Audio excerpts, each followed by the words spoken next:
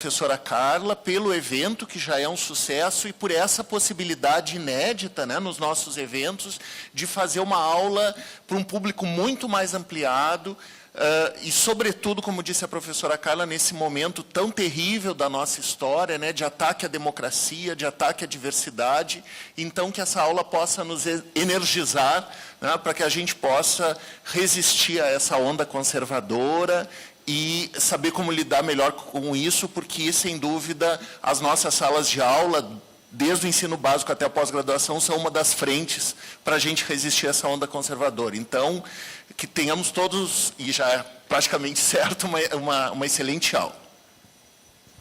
Essa excelente aula conta, então, com a participação da professora Verena, que será apresentada pelo professor Pablo Porfírio, da Universidade Federal de Pernambuco. Eu já convido os dois a se dirigirem à mesa.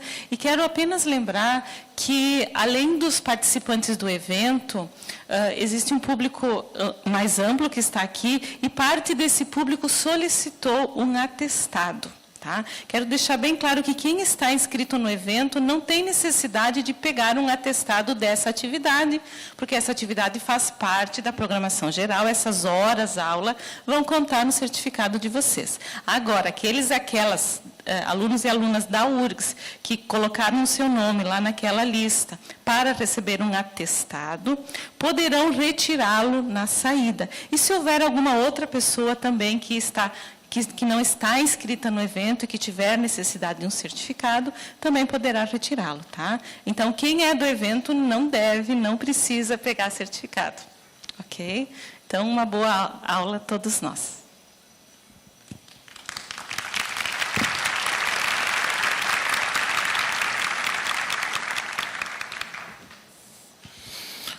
Boa noite a todas e a todos. Eu sou Pablo Porfírio, como a professora Carla acabou de me apresentar, integrante aqui da diretoria da Associação Brasileira de História Oral, e me coube aqui a responsabilidade e o prazer de apresentar a professora Verena, que fará essa aula pública, né? Então, rapidamente, a professora Verena Alberta é doutora em Teoria da Literatura, com pós-doutorado em Ensino de História, e hoje é professora adjunta da Faculdade de Educação da Universidade do Estado do Rio de Janeiro, e atua, né, na Faculdade de Educação na área de métodos e técnicas de ensino de história. É pesquisadora também do Centro de Pesquisa e Documentação de História Contemporânea do Brasil, da Fundação Getúlio Vargas, no CPDOC, ministrando disciplinas na Escola de Ciências Sociais e no Programa de Pós-Graduação em História Política e Bens Culturais. Na UERJ, exerce essa função de coordenadora de gestão no Programa Institucional de Bolsas de Iniciação à Docência, né, do PIBID, e integra o colegiado da Comissão Acadêmica Local da UERJ do Mestrado Profissional em Ensino de História, o Prof. História.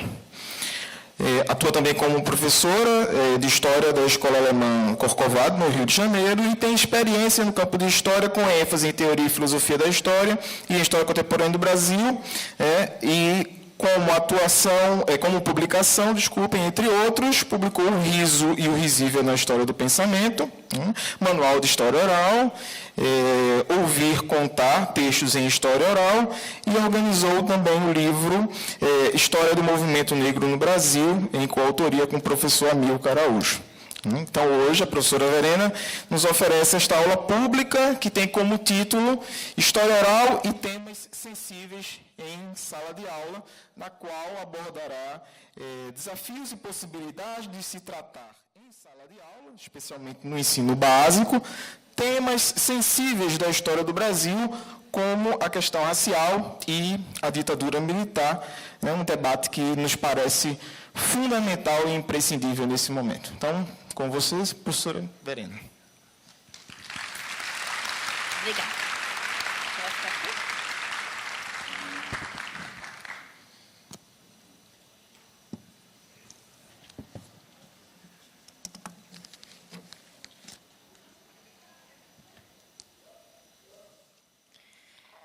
Boa noite a todas e todos. É um enorme prazer estar aqui.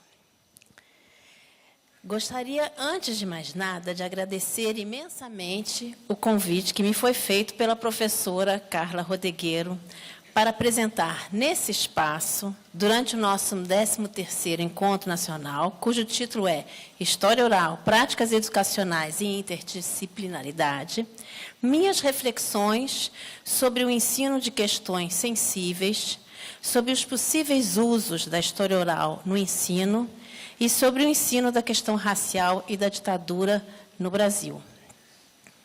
O desafio é grande e espero poder corresponder um pouco que seja às expectativas. Agradeço também a presença de todos vocês nessa aula pública.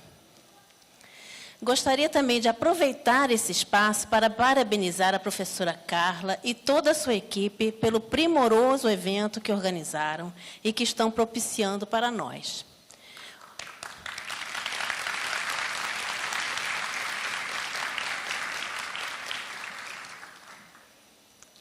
O planejamento minucioso, a antecipação das providências, a gentileza e a presteza com que sempre se comunicaram conosco, participantes e coordenadores dos simpósios, conferencistas, professores das oficinas, diretores dos documentários, responsáveis pelas atrações artísticas, todos nós, garantiram que tivéssemos nesses dias um belo encontro.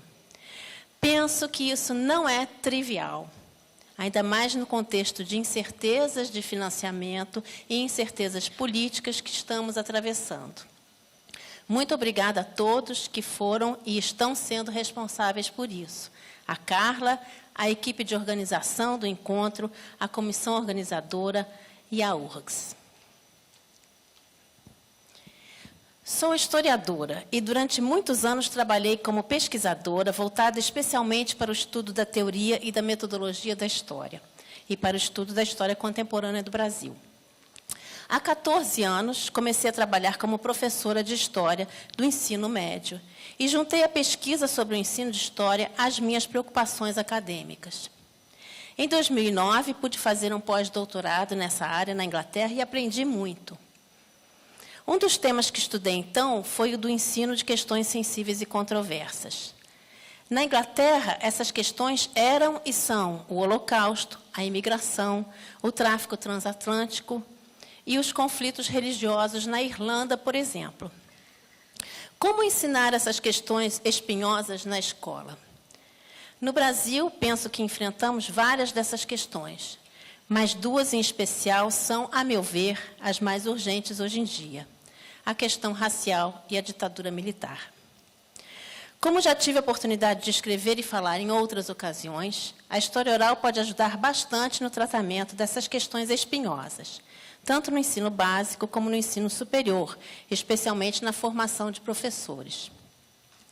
Mas antes de tratar dessas questões, eu gostaria de refletir um pouco com vocês sobre o ensino de história propriamente dito. Talvez possamos dizer que a própria história, como matéria, já é uma questão sensível e controversa. Não estou pensando, por enquanto, no que defendem os não educadores do movimento que se autodenomina Escola Sem Partido, para os quais a história é, talvez, uma matéria das mais perigosas. Estou pensando na própria natureza da disciplina, que, a meu ver, é claro que vou puxar a brasa para a minha sardinha, é mais difícil de ser ensinada do que muitas das que são consideradas difíceis por pais, alunos e colegas, como a matemática e a física, por exemplo. Aliás, apesar de a matéria história ser difícil de ser ensinada, bem sabemos que ela muitas vezes sai perdendo na disputa por carga horária com biologia, química, física, etc. Vou contar a vocês uma experiência que tive no ano passado, para tentar explicar o que quero dizer. Passei para a minha turma do 3º ano do ensino médio o texto muito útil e interessante, 5 ideias equivocadas sobre os índios, de José Ribamar Bessa Freire. Quem não conhece, vale a pena. O texto está disponível na internet. Tenho trabalhado com ele, inclusive, nas minhas turmas de pedagogia, na Universidade do Estado do Rio de Janeiro, a UERJ, onde o professor Bessa também leciona. Pois bem, o professor Bessa coloca em xeque várias ideias equivocadas sobre os índios, como, por exemplo, o fato de, em geral, pensarmos no índio genérico, sem considerar os diferentes povos, culturas e línguas que existem. Hoje, ainda existem no Brasil mais de 180 línguas indígenas diferentes. E muitos não sabem disso. Outra ideia que o professor Bessa rebate é a de que o índio que veste calça, usa celular e internet não é mais índio. Argumento utilizado por muitas pessoas que, desse modo, querem concluir que não há necessidade de demarcação das terras indígenas.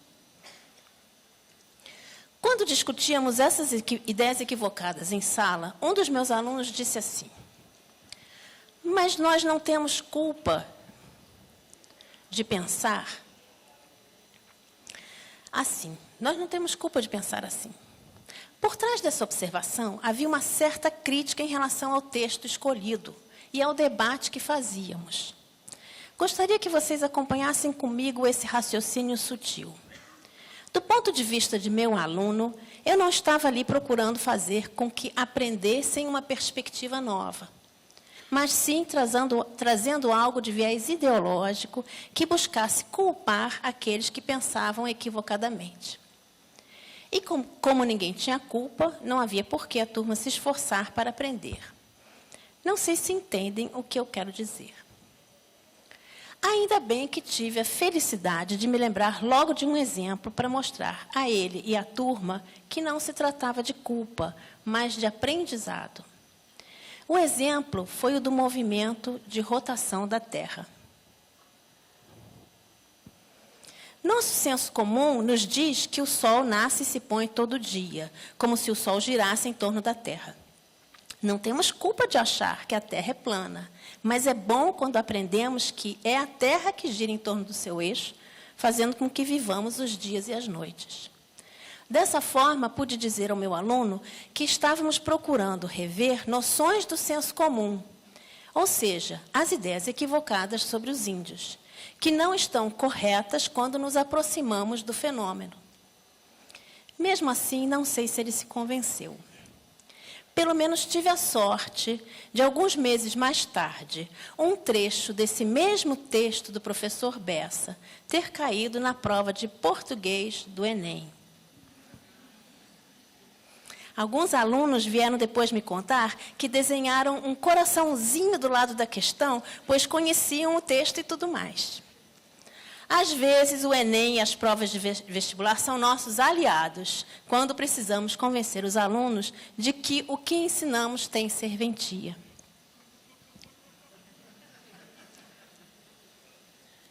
Ora, estou querendo dizer, com esse exemplo, que a própria história já pode ser vista como matéria sensível e controversa.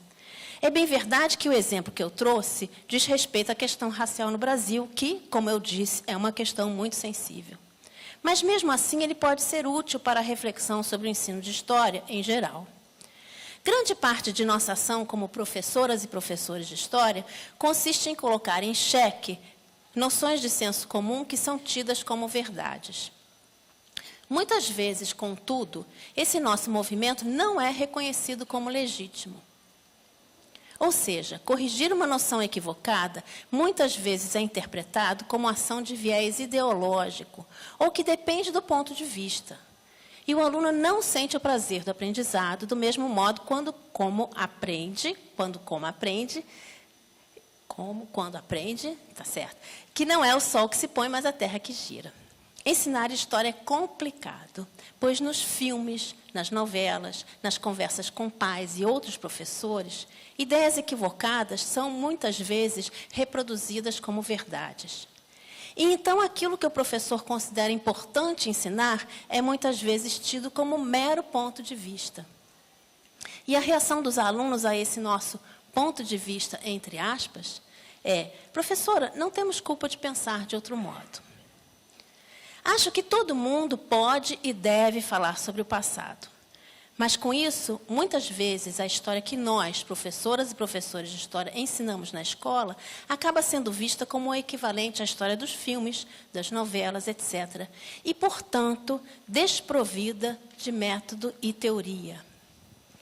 Sabemos que isso não é verdade, pois o historiador e o professor de história sabem como o conhecimento sobre o passado se constitui e tem compromisso com o rigor histórico. Passemos agora ao desafio do ensino de questões sensíveis e controversas. A definição da Associação de História da Inglaterra me parece bem interessante. Em 2007, ela publicou um relatório a respeito que está disponível no site da instituição. De acordo com esse relatório, o estudo da história pode ser sensível e controverso lá onde existe uma injustiça real ou percebida em relação a pessoas ou grupos, da parte de outros grupos ou indivíduos no passado. Isso também pode acontecer onde houver disparidades entre o que é ensinado nas aulas de história, as histórias da família ou da comunidade e outras histórias. Tais questões e disparidades criam uma forte ressonância com estudantes em determinados ambientes educacionais. Ou seja, se história já é uma disciplina complicada, que dirá quando o assunto é ditadura militar ou a questão racial no Brasil? Como conseguir a empatia de nossos alunos e alunas e como cuidar para que as polaridades em torno desses assuntos não sejam um obstáculo ao aprendizado? Gostaria de mostrar a vocês agora um trechinho de uma apresentação da cartunista Laerte, numa mesa de debate intitulada Humor em Tempos de Cólera, que ocorreu no dia 10 de março desse ano, no auditório, muito recente, portanto, no auditório do Sindicato de Engenheiros de São Paulo. O que Laerte diz vai me ajudar a sensibilizar vocês para a dificuldade de nossa tarefa ao tratar de temas sensíveis nas nossas aulas. Vocês encontram o vídeo no YouTube. Agora eu tenho que ver aqui minhas anotações, como é que eu vou fazer para mostrar o vídeo. Só um pouquinho.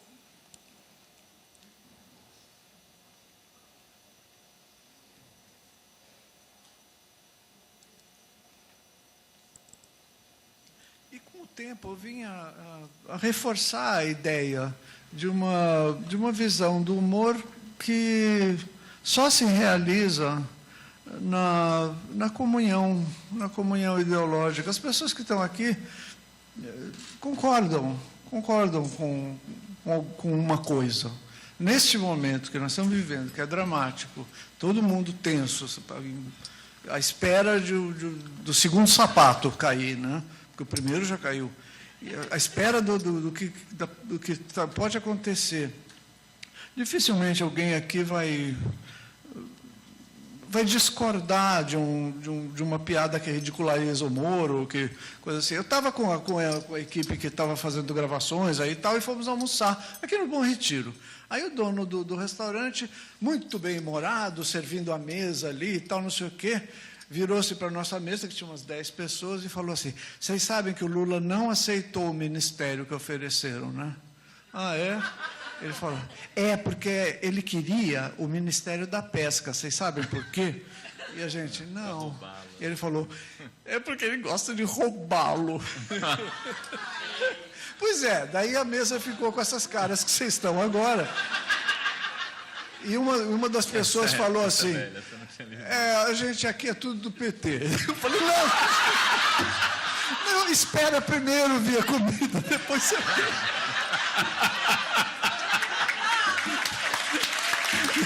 Depois você fala isso. Espera vir a comida é ótimo. Mas, enfim, a comida estava muito gostosa.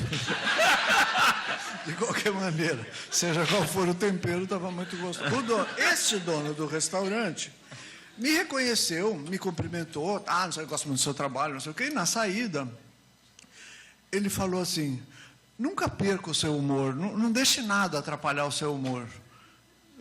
Falou isso olhando no meu olho, assim, e eu entendi o que ele quis dizer. Quer dizer, aceite a minha piada também, E não me hostilize só porque eu sou contra o Lula, ou eu acho que o Lula é ladrão, ou coisas assim. Eu entendi isso, falei, tchau, obrigada, tal, não sei o quê, porque ele não fez nenhuma hostilidade com a gente, não era uma pessoa agressiva. Mas eu fiquei pensando isso. Ele estava trabalhando com uma expectativa de uma comunhão ideológica, porque, muito frequentemente, ele vai encontrar essa ideia.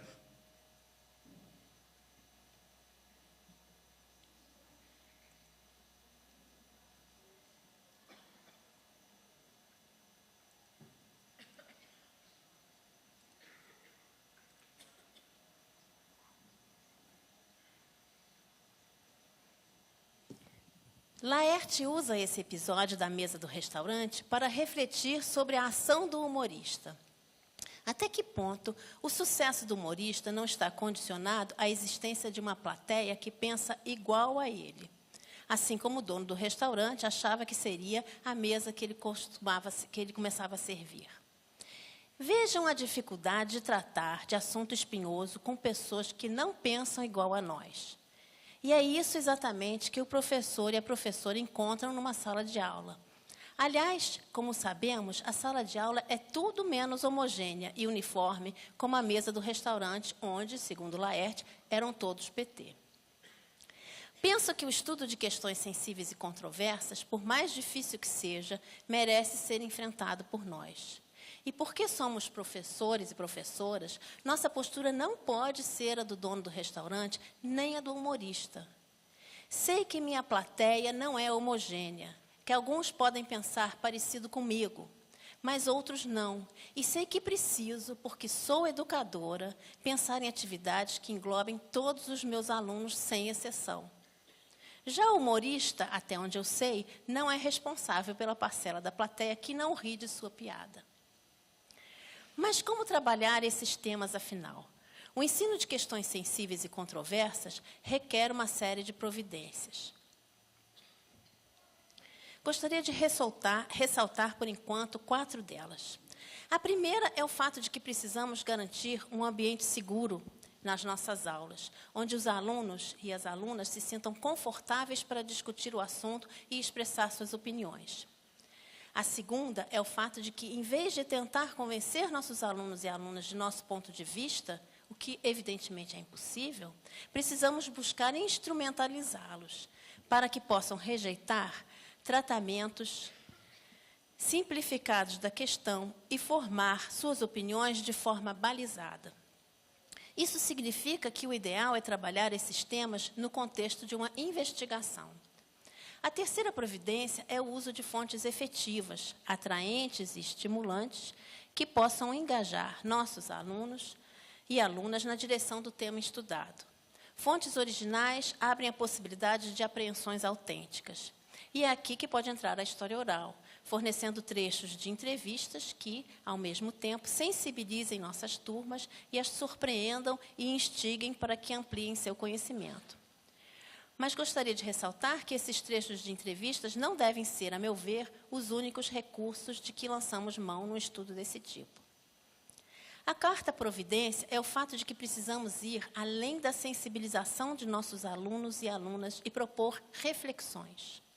Não podemos nos contentar com um trecho especialmente envolvente de uma entrevista ou com um filme que os deixa tocados e que os deixa tocados. Após a sensibilização, é preciso trabalhar aquele assunto intelectualmente e, se possível, a própria sensibilização. Tomemos como exemplo o ensino do Holocausto. Em diversos países do mundo, ele é obrigatório por lei, assim como aqui é obrigatório o ensino das histórias e das culturas afro-brasileiras e indígenas. De acordo com alguns autores que escrevem sobre o assunto, é importante evitar a cristalização do judeu como vítima, reiterada pelas muitas imagens de pessoas famintas ou do amontoado de corpos nos campos de concentração que povoam livros didáticos, documentários, etc. O horror do Holocausto não está nas imagens horríveis. É preciso respeitar as vítimas e os alunos, que podem ser mobilizados sem serem traumatizados. Assim, pode ser interessante partir de casos particulares para uma visão geral. Por exemplo, começar com um sapato de criança e refletir sobre o contexto em que foi encontrado. Nesse material didático, disponível no site do Centro para a Educação do Holocausto da Universidade de Londres, o professor Salmons descreve primeiro o sapato e faz algumas suposições sobre ele. Imagina que tenha sido usado por uma criança de aproximadamente 3 anos, menina ou menino. Sugere que tenha sido produzido há algumas décadas por causa do estilo e do fato de já estar desbotado. Pressupõe que tenha sido feito à mão por causa dos pregos na sola e analisa o conserto do sapato na altura do calcanhar. Dificilmente, supõe, uma criança de 3 anos teria usado tanto esse sapato a ponto de exigir esse conserto. Daí que provavelmente tenha pertencido antes a outra criança, quem sabe um irmão mais velho. Não sabemos quem era essa criança, onde nasceu, que língua falava, mas sabemos onde o sapato foi encontrado. Em Auschwitz-Birkenau. Isso permite supor que a criança tenha chegado de trem, que tenha sido alocada no grupo dos não trabalhadores, junto com outras crianças e mulheres, e que tenha percorrido ainda 1 quilômetro até ser encaminhada para a ducha, que, na verdade, era a câmara de gás. As pessoas tinham que tirar a roupa e amarrar seus sapatos aos pares antes de entrar na ducha, razão pela qual é imensa a montanha de sapatos encontrados nos campos de extermínio. Este, em particular, faz parte da coleção do Museu do Império e da Guerra de Londres, que mantém uma exposição permanente sobre o Holocausto, que merece muito ser visitada. O professor Salmons afirma: o que esse sapato mostra é que houve uma criança que o calçava.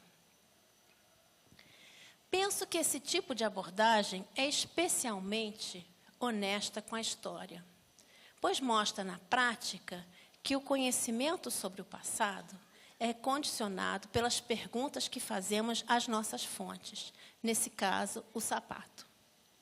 Se trouxermos para nossas aulas de história um sapato, um trecho de entrevista, um documento dos órgãos de segurança, o que seja, estaremos estimulando nossos alunos a se perguntar o que essas fontes nos autorizam a dizer sobre o passado. E, desse modo, podemos estimulá-los a refletir sobre o próprio processo de constituição do conhecimento histórico. É fundamental também saber como esse sapato de criança, como as entrevistas, como as fotografias, chegaram até nós. Por que foram preservados? Aprendemos a fazer essa reflexão quando estudamos teoria da história. Muitos de nós conhecemos o conceito documento-monumento de Jacques Le Goff. Um documento nunca chega até nós impunemente, pode-se dizer. Como e por que ele foi preservado? Em que circunstâncias ele foi recuperado e transformado em fonte de conhecimento sobre o passado? O desafio é trazer tudo isso para dentro da sala de aula e propor aos alunos um trabalho investigativo. Que diferença entre esse procedimento e a instrução enciclopédica sugerida pela maioria dos livros didáticos, que parecem não ter autoria e parecem relatar o que realmente aconteceu? Por isso é tão difícil ensinar história. Gostaria de apresentar agora o trecho de uma entrevista que foi gravada muito recentemente no CPDOC, para refletirmos sobre seus possíveis usos no estudo da ditadura militar no Brasil. Ela foi produzida no âmbito de um projeto apoiado por um edital da FAPERJ, a Fundação de Amparo à Pesquisa do Estado do Rio de Janeiro, em convênio com a Comissão Estadual da Verdade do Rio. O edital da FAPERJ se dirigia a instituições do Estado que elaborassem pesquisas em articulação com os trabalhos da SEV, a Comissão Estadual da Verdade, o que foi muito proveitoso. 6 instituições ao todo foram contempladas, e o CPDOC foi uma delas, com o projeto Arqueologia da Reconciliação, formulação, aplicação e recepção de políticas públicas relativas à violação de direitos humanos durante a ditadura militar, coordenado pela professora Ângela Moreira.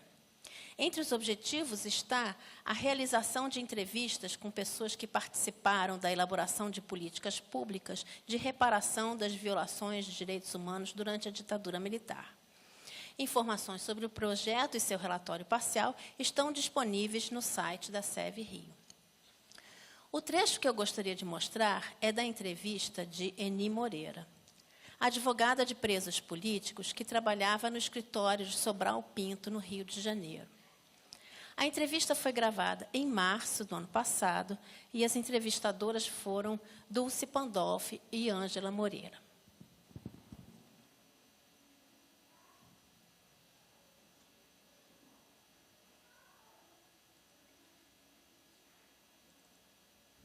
Antes da história da Isis Dias de Oliveira, eu queria fazer o registro de uma das coisas piores que eu vivi na vida, que foi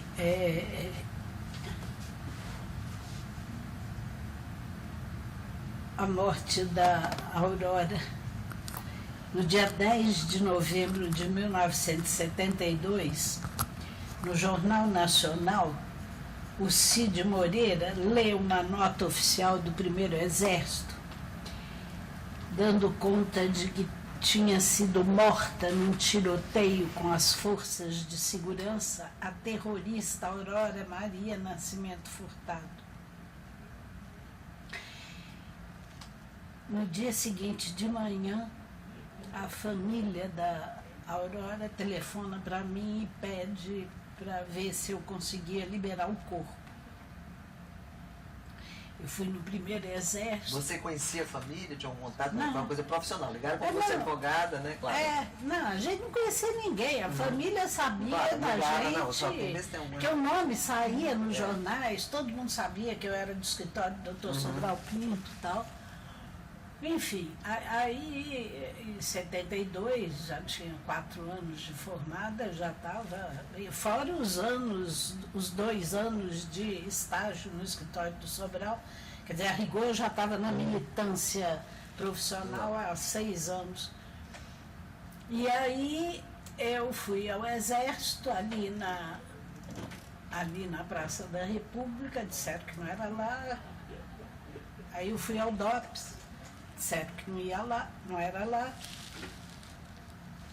Aí quando eu descia no elevador, um policial que me conhecia das tantas idas lá,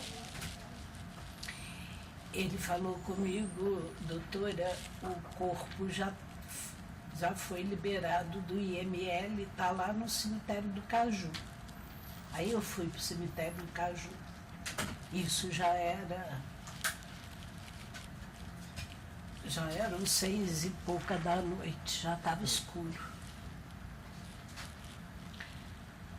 Aí quando eu cheguei lá, estava a Dirce Drasch, que é advogada, trabalhava lá com o Lino Machado, e o marido dela, que tinha acabado de sair da prisão, ele era também preso político. Miguel Presburger. E aí a Aurora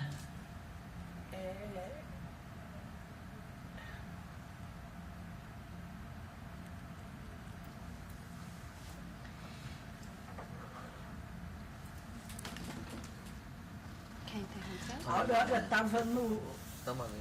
A Aurora estava já no caixão. Um saco de aninhagem tinha sido cortado para passar pela cabeça e dos lados os braços. Ela tinha um cabelo por aqui, uma franja irregularmente cortada, cobrindo a sobrancelha, um afundamento no maxilar, um olho pendurado, o outro completamente preto, um hematoma enorme que ia até a altura do nariz. uma fratura exposta no braço. Não tinha bico de seio, não tinha unha do pé, unha da mão. A gente começou a cobrir o corpo com flores, porque o caixão ia para São Paulo para ser entregue à família. E a gente queria ver se os pais não vissem aquilo. E quando a gente acabou de cobrir o corpo de flores, chegou a ambulância e eu fechar o caixão. Sabe aquele gesto que você faz de carinho na criança, que você passa a mão assim?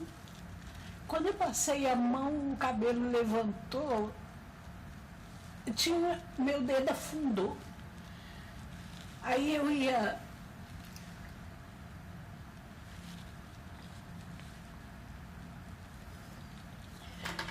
abrindo, levantando o cabelo e ia vendo. A última coisa que fizeram com ela foi apertar um tornete em volta da cabeça, por isso que o olho estava pendurado.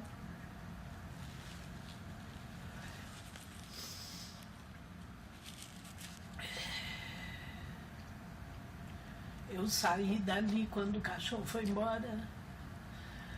Era meia-noite, eu, Dirce e Miguel atravessamos todo o cemitério. Se alguém me dissesse que eu ia atravessar um cemitério no escuro, meia-noite, eu não ia acreditar.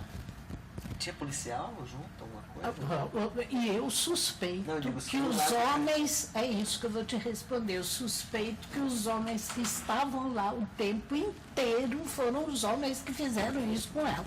Que eu nunca vi tanta gente feia na minha vida. Aquilo não era homem, eram feras travestidas de homem, sabe? Porque o olhar deles era um olhar tão duro, sabe, tão gélido, era de dar medo. Era uma gente feia, sabe? A versão é que ela teria morrido num tiroteio. Mas eu não sabia nada disso. É claro que não tinha tiro. Não, eu sei, mas a versão oficial, a família quando te procurou Ah, foi dizer... não. Pois é, A nota oficial foi morta num tiroteio. Mas de tiro não tinha nada. Não tinha buraco de tiro no corpo. O que tinha era isso que eu contei. Não foi, olha, isso foi... Eu me lembro, gente, eu posso dizer isso para vocês sem medo de errar. Eu só senti uma dor igual a essa quando eu, criança, perdi meu pai. É lancinante, sabe? E isso é uma coisa que até hoje é difícil falar, mas eu acho que é obrigação minha, sabe? Contar essa história. É um negócio horrível. Agora é incrível como eles tinham deixado, né, o corpo assim. Mas foi o último corpo que foi liberado. Né, depois eles... Porque eu dei a notícia para a Anistia Internacional e isso foi divulgado pelo mundo inteiro. O Brasil ficou muito mal nessa história.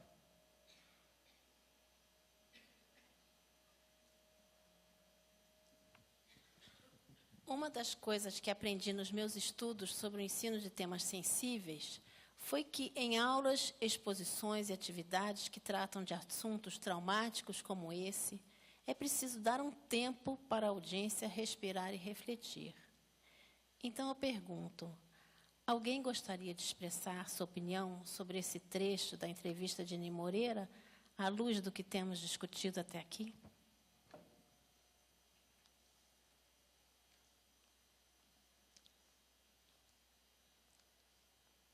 Isso é uma aula, gente. Tem que ter participação dos alunos. Vai cair na prova, estão dizendo aqui. Pode deixar esse microfone com você, bonito?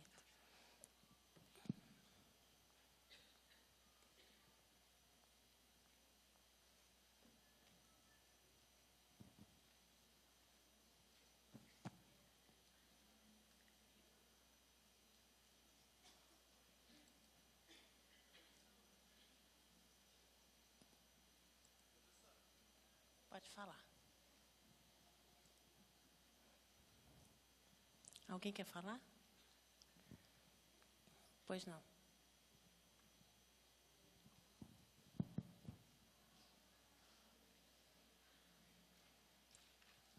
Boa noite, professora, tudo bom? Eu achei, como eu já estudo o tema de testemunho, eu acho interessante essa necessidade de contar, né? Que é uma coisa que a gente fala, a gente conta para os alunos muitas coisas, né? Então, essa questão da narrativa aparece nos testemunhos literários, aparece no testemunho oral. E o que me toca no vídeo é a questão que ela fala, eu tinha que contar, né? Aquela herança do testemunho como algo que tem que ser repassado. Eu acho que isso também faz parte do ensino de história, né? A questão de narrar, de contar, de trazer a memória, né? E os temas sensíveis são uma herança para o ensino de história de temas que nós, historiadores, temos o dever de ensinar e contar, né? Obrigada. Alguém mais? Mais uma participação até chegar o microfone lá.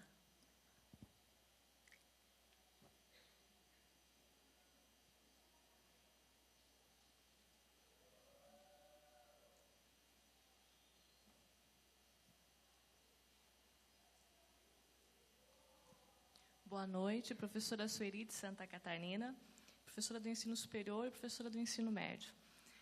Essa questão da sensibilidade de trabalhar em sala de aula, a questão também de como nós passamos isso para eles, e uma das experiências para deixar eles descobrirem, para não ter aquela ideia de que o professor está passando a ideologia de como ele pensa, ou chocante a imagem, eu fiz uma experiência com a ditadura militar, dividindo em grupos, para eles descobrirem.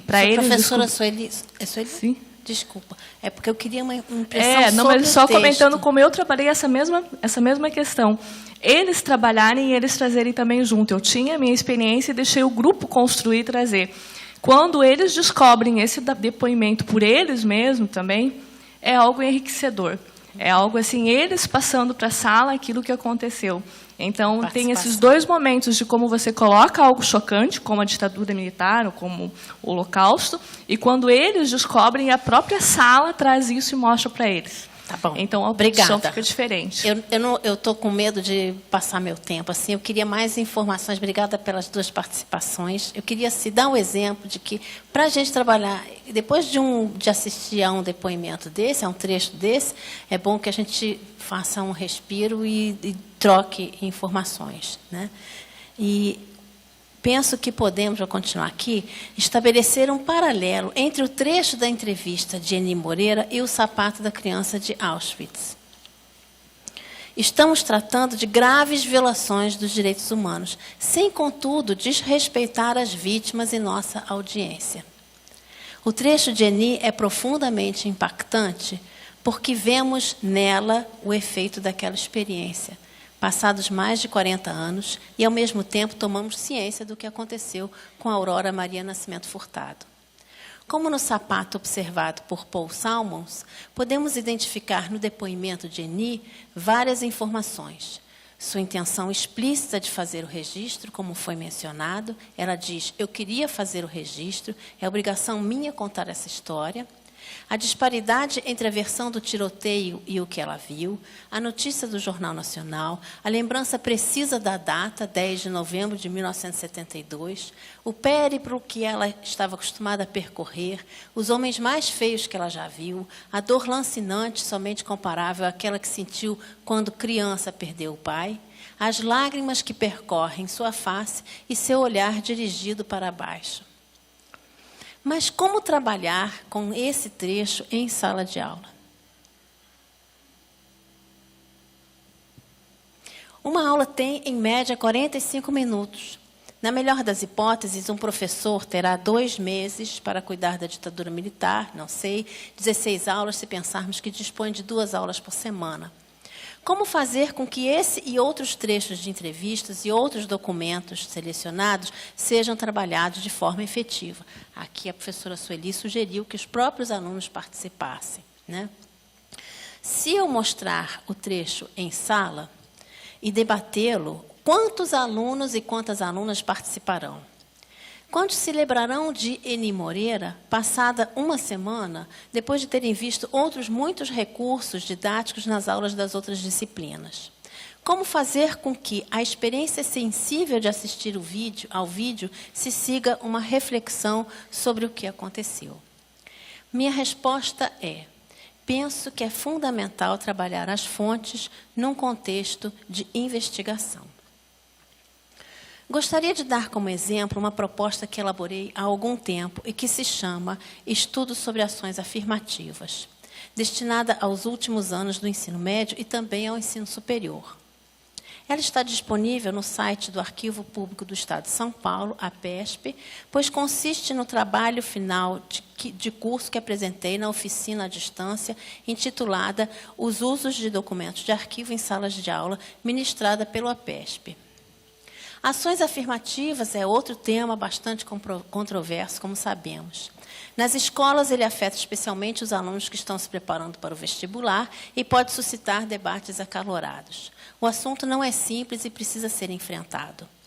A culminância do estudo de que trata essa proposta é um debate entre alunos após um período de cerca de 8 aulas de preparação.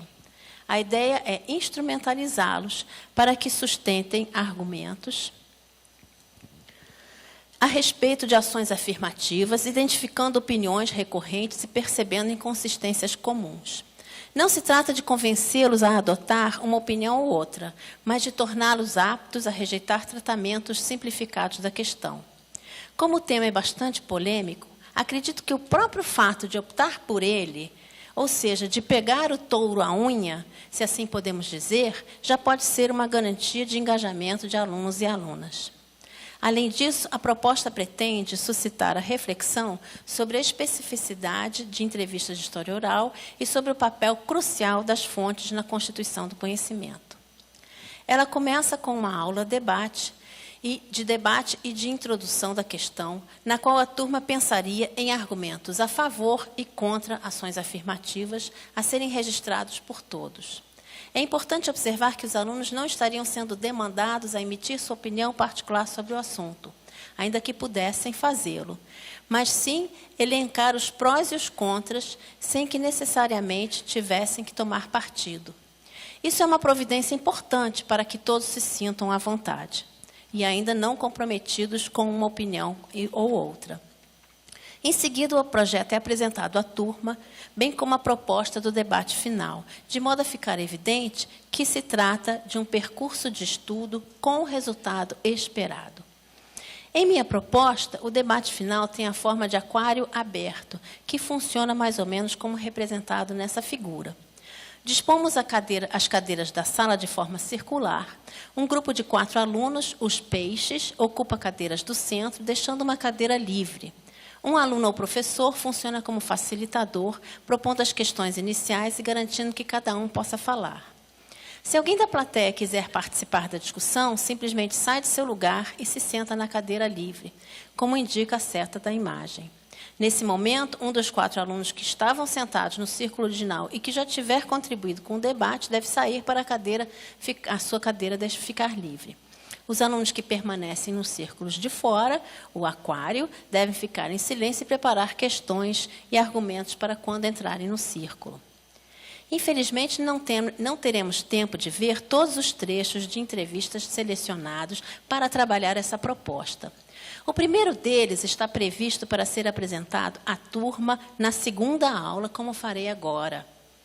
Mas antes de começar, gostaria de solicitar fortemente que vocês peçam para eu parar o vídeo logo que surgir alguma pergunta sobre o que vocês estão vendo.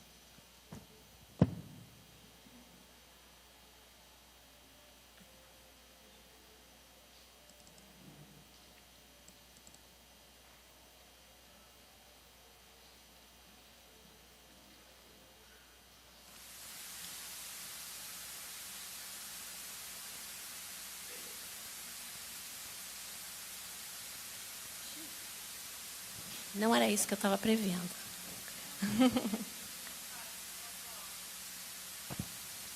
Quê? Não era isso.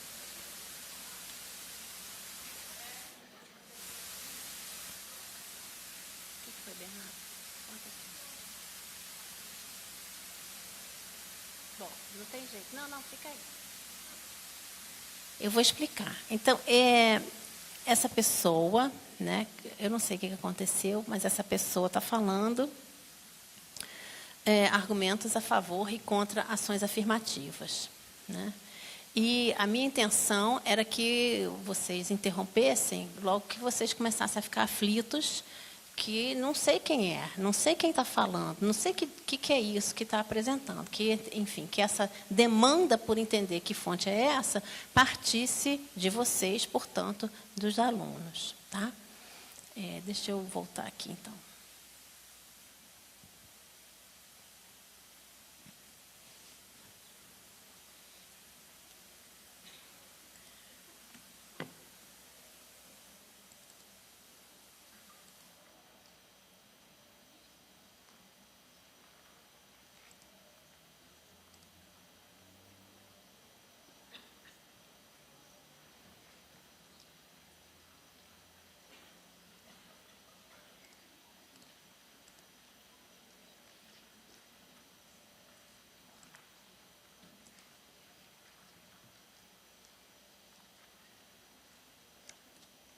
Desculpa, alguma coisa aconteceu que eu estou vendo coisas aqui, mas não estão aparecendo aqui para vocês.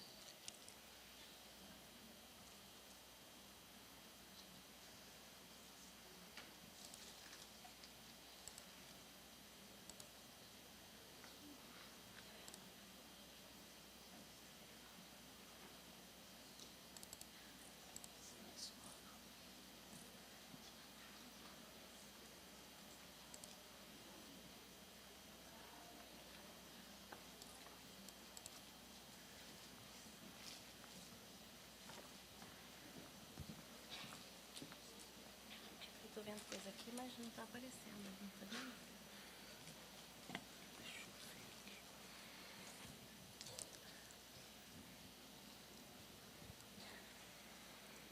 Já está estendido. Não é para duplicar, não? Não, é de estender. Tem um link. Tem um rapaz ali que veio. Ele vai ficar. Ih, Foi? o que você fez? Não, botei para Mas a doutora não está enxergando. Não tem problema, não. Aqui. Alguma coisa aconteceu, aquele vídeo não funcionou, né?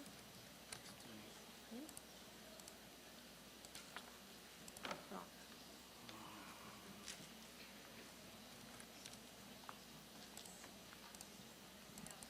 Não está aparecendo. Volta para qual película? Mais. Essa aqui. Não está aparecendo, né? Não está aparecendo lá. Eu consigo ver aqui. Obrigada. É o problema, sim. A ideia de mostrar o vídeo sem informar do que se trata e observando que assim que alguém tiver alguma pergunta deve pedir para parar a projeção, tem a intenção de fazer com que os alunos se sintam compelidos a obter informações sobre aquilo que estão vendo. É muito mais fácil avaliar o conteúdo do que está sendo dito. Se eu não souber, é muito mais difícil, avaliar o conteúdo do que está sendo dito se eu não souber quem está falando, para quem, quando, por quê, etc. Mas, em vez de o professor informar logo do que se trata, proponho que os alunos e as alunas perguntem quais são as informações de que necessitam para poderem avaliar o conteúdo do que está sendo dito. Assim, são convidados a preencher esse quadro, começando da primeira coluna. O que preciso saber sobre essa fonte? Em seguida, os alunos preenchem a segunda coluna com base nas informações que figuram no material entregue a eles no início do projeto. As informações sobre essa entrevista são muito extensas para eu reproduzir aqui. Em linhas gerais, informo a vocês que essa entrevista foi gravada no contexto do projeto Histórias do Movimento Negro no Brasil, entre 2013 e 2007, e que o entrevistado é Carlos Alberto Medeiros, militante do movimento negro que atua desde a década de 70 no Rio de Janeiro. E que, nesse trecho, ele está respondendo a uma pergunta nossa sobre argumentos que costuma usar para rebater críticas às ações afirmativas. Ou seja, não se trata de trecho de entrevista em que o entrevistado narra um episódio de sua vida ou uma experiência. Em outro momento do estudo, os alunos são solicitados a refletir sobre isso, pois proponho a eles que analisem os trechos das entrevistas, levando em conta algumas questões. E essas questões também a gente pode pensar nelas, pensando no trecho da entrevista da Eni Moreira, que a gente acabou de ver, né? Então, as questões que eu proponho. Além de se dirigir aos entrevistadores, para quem você acha que o entrevistado está falando? Por quê? O extrato pode ser compreendido por si só ou deixa o ouvinte com questões não respondidas. Se há questões não respondidas, quais são elas? Que informações são trazidas pela entonação e pela imagem do entrevistado? No trecho assistido, o entrevistado fornece uma reflexão pessoal sobre a experiência, está emitindo opinião, está recapitulando um evento histórico ou está procedendo de outra forma? Quais informações poderiam ser encontradas em livros didáticos e quais não poderiam? O que você aprendeu que só poderia ter sido contado por essa pessoa? O trecho assistido pode contribuir para a discussão sobre ações afirmativas? Observem como essas perguntas sugeridas dizem respeito aos dois objetivos dessa proposta de estudo. De um lado, capacitar os alunos para o debate sobre ações afirmativas e, de outro, compreender o papel das fontes na construção de conhecimento. À semelhança do trabalho do historiador, que analisa as fontes à luz de sua questão de pesquisa, os estudantes aqui são convidados a refletir sobre as especificidades das fontes de que dispõem e sobre suas potencialidades e limites na construção do seu conhecimento sobre ações afirmativas. No total, proponho que trabalhem com 10 trechos de entrevistas do projeto Histórias do Movimento Negro no Brasil. Um deles é da entrevista de Maria Olívia Santana, que foi secretária de Educação em Salvador nos anos 90 e relata uma experiência que teve antes disso, quando era coordenadora pedagógica de uma escola particular. Eu tenho uma experiência bem emblemática nesse sentido. Um casal foi lá para matricular a filha e marcou um horário com a coordenadora pedagógica da escola. A secretária chamou e falou: a coordenadora já pode atendê-los, por favor. Aí eu saí e disse: vamos? Aí o casal não se mexeu. Eu disse: vamos fazer a entrevista? E ela falou: deve haver algum engano, nós estamos aguardando a coordenadora pedagógica. Eu disse: tudo bem. Entrei na sala e fiquei um tempão lá. Aí a secretária voltou e falou: vocês ainda não entraram? Ela falou: não, é que a coordenadora pedagógica ainda não... Mas a coordenadora está aqui, está na sala dela. Era eu. Observemos novamente as questões propostas para análise dos trechos de entrevista. A quem Maria Olívia Santana se dirige? Podemos supor que essa experiência, que ela mesma chama de emblemática, já tenha sido contada por ela algumas vezes. Como militante do movimento negro, ela já está acostumada a refletir sobre isso e a usar esses exemplos para denunciar o preconceito racial. Assim, evidentemente, não é apenas para nós, entrevistadores, que ela conta esse episódio. Abrir a possibilidade de reflexão sobre se o extrato assistido deixa algumas questões não respondidas é importante. Não sabemos como Maria Olívia Santana chegou a ser coordenadora pedagógica da escola, o que estudou, em que momento da entrevista ela relata esse episódio, etc. Essa reflexão é importante para que nossos alunos e alunas se deem conta de que toda fonte tem seus limites e pode deixar perguntas não respondidas. Cada uma das demais questões abre diversas possibilidades de reflexão sobre se trechos como esse ampliam ou não o nosso conhecimento e sobre como o nosso conhecimento, no final das contas, está relacionado às fontes que estudamos. Uma estratégia interessante quando montamos propostas desse tipo é a de disponibilizar um conjunto suficientemente amplo de fontes, as quais os alunos poderão ou não trabalhar, dependendo de em que medida consideram que elas respondem ou não às suas necessidades de pesquisa. Essa forma de trabalhar favorece a autonomia do aluno e não está muito distante do percurso do historiador, que, munido de sua questão de pesquisa, vai a campo ou ao arquivo, onde pode ou não encontrar respostas para suas perguntas. Por exemplo, os alunos podem assistir a esse trecho da entrevista de Sueli Carneiro, uma das fundadoras, em 1988, da ONG Guelé 10, que fica em São Paulo, e que entrevistamos em 2004. Agora eu vou torcer aqui, gente, para ver se dá certo.